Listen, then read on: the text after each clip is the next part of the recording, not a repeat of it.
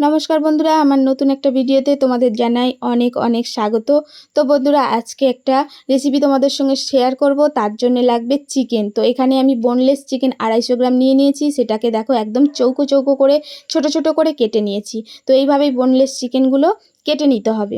তো এই দিয়েই আজকের কিন্তু রেসিপিটা আমি করব। তো চলো রেসিপিটা শুরু করে দিই। তো এখন এখানে বোনলেস চিকেনগুলো একদম সুন্দর করে ছোট ছোট কিউব কিউব করে কেটে ধুয়ে নিয়েছি। তো এখন এর মধ্যে দিয়ে দেব মশলা। তো এখানে মশলার মধ্যে রাখবে রসুন বাটা, এখানে গরম মশলার গুঁড়ো, এখানে ধনিয়ার গুঁড়ো, এখানে আছে লঙ্কার গুঁড়ো, হলুদ গুঁড়ো আর লবণ। তো এই হচ্ছে মশলা। তো মশলাগুলো এখন ঢেলে দিতে হবে। দেওয়ার পরে এই মাংসের মধ্যে ভালো করে কিন্তু মাখতে হবে। আর এর মধ্যে এখন একটা পাতিলেবুর রসও কিন্তু আমি দিয়ে দেব। তো এই যে এখানে একটা পাতিলেবুর রস আছে, তো এই পাতিলেবুর রসটা দিয়ে দিচ্ছি। আর এই পাতিলেবু রসটা দিলে চিকেনটা কিন্তু খুব সফট থাকবে আর খেতেও বেশ ভালো লাগবে। তো অবশ্যই এই পাতিলেবু রসটা কিন্তু তোমরা দেবে। তো এখন এই পাতিলেবু রসটা দেওয়া হয়ে গেছে। এখন কিন্তু এটাকে ভালো করে আমাকে মাখতে হবে।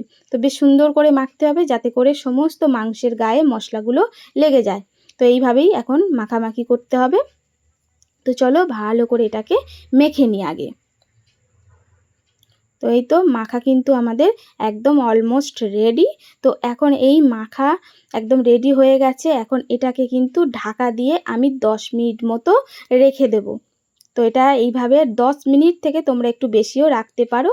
তো এইদিকে আরেকটা হচ্ছে কোটিং রেডি করে নেব। তো এখানে আমি ময়দা নিয়ে নিয়েছি। তো ময়দার মধ্যে অল্প করে লবণ দিয়ে দিয়েছি আর অল্প করে শুকনো লঙ্কার গুঁড়ো। তো শুকনো লঙ্কার গুঁড়োটা যদি তোমরা না চাও সেক্ষেত্রে এখানে গোলমরিচের গুঁড়োও ব্যবহার করতে পারো। তো এখন ময়দার সঙ্গে ভালো করে এটা মেখে নিলাম। আর এদিকে কিন্তু একটা কড়াই বসিয়ে দিয়েছি আর কড়াইয়ের মধ্যে আমি কিন্তু এখানে সাদা তেল দিয়ে দিয়েছি। তো যেহেতু এটা ডুবো তেলে ভাজতে হবে তাই তেলটা একটু বেশিই দিয়ে দিয়েছি। তো ওদিকে তেলটা গরম হচ্ছে আর এখন এই যে মাংসের টুকরোগুলো যে ম্যারিনেট করে রেখে দিয়েছিলাম, এখন এইগুলো এই ময়দার মধ্যে এইভাবে দিয়ে ভালো করে এপিট ওপিট করে ময়দাটা মাংসের সঙ্গে কিন্তু ভালো করে লাগিয়ে নিতে হবে। তো প্রথমেই এক কোট এইভাবে সমস্ত মাংসগুলো ময়দার মধ্যে এইভাবে ভালো করে উল্টে পাল্টে কিন্তু লাগাতে হবে।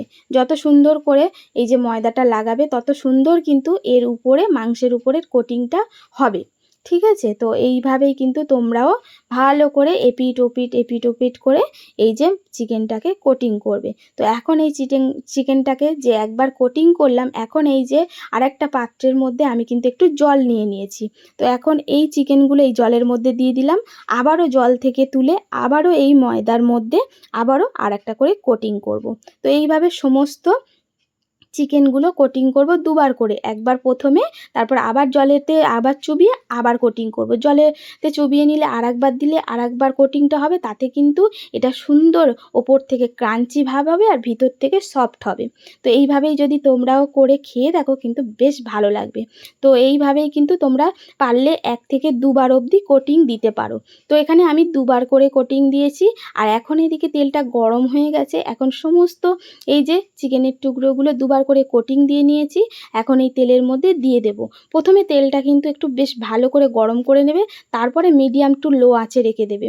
তারপরে কিন্তু এই চিকেনগুলো দিয়ে ভাজবে। কারণ হাই ফ্লেমে যদি চিকেনগুলো ভাজো ওপরে থেকে লাল হয়ে যাবে তাড়াতাড়ি, ভিতর থেকে কিন্তু কাঁচা থাকবে।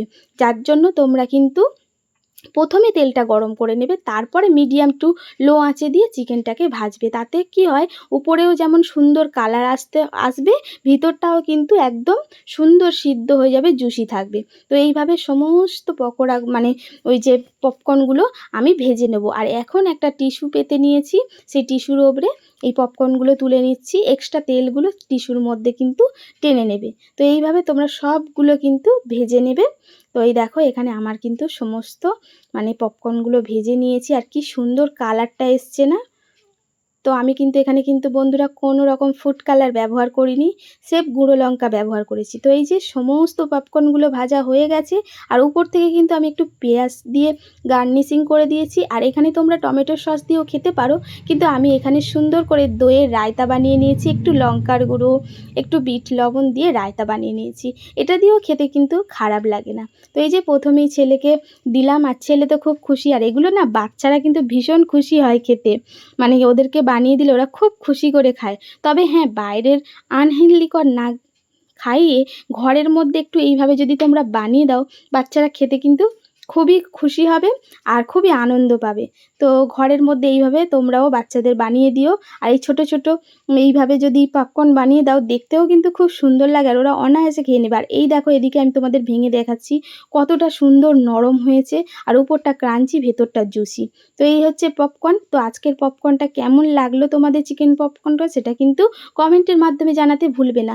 তো চলো বন্ধুরা, আজকে আসি, টাটা, বাই বাই। ভালো থেকো, সুস্থ থেকো, সবাই সাবধানে থেকো।